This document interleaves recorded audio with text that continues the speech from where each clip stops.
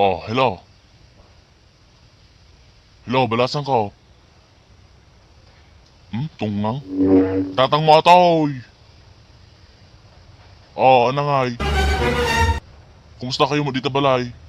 Kumusta kayo mo dito Pilipinas? Da klase yan. Ano yung katangan na kaninang mo ti tablet mo. Ay, sorry. Laptop mo kunak ma. Gatahampay? Kapag padala ka lang iti kwarta nga paggatang iti laptop imba kanya na ka. Kaya pa nakaping gatangan.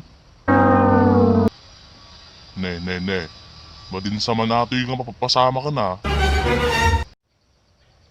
Itod mo mong kininang mata cellphone? Takatungtuwa man suna? Tapagong taong takman natin nga bakot? Marmaruan matikas na aramid na kanyakon ka.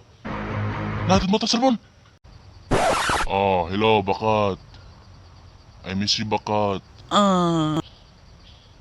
Dama ko kini balasang mo. Nagbalbaliw ka nun bakat.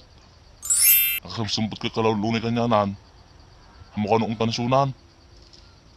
Dahil tama di kay kanyang bakit ka. Ori siya mat, na-miss count. Hong tahong makaruk-karok kung tahong ni Carla. Kayat mo mat? Mamati ka mat kada gitim bagak nga kasjayan? Ngayon bagak nga nakasamsumpot ka kada nakagagatan kada mong ni balasan mo ditan? Lugdit ko lang dayjay bakit? Kada ito importante nga ibak kanyam Dinamag ko, kinibalasan mo.